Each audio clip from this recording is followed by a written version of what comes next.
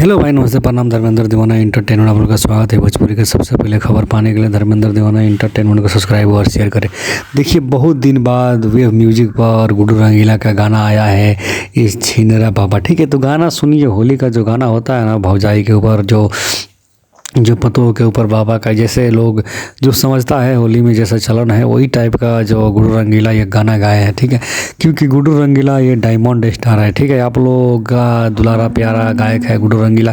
तो देखिए, बहुत दिन बाद एक मौका मिला है वेव म्यूजिक पर, तो इनको भी आप लोग सपोर्ट कर दीजिए थोड़ा, कि गुड्डू रंगीला जो डायमंड स्टार गुड्डू रंगीला है, उनको भी थोड़ा रिस्पॉन्स मिले, कि ये गाना इनका 1-2 मिलियन चला जाए। ठीक है, गाने का रिस्पॉन्स बहुत डाउन है।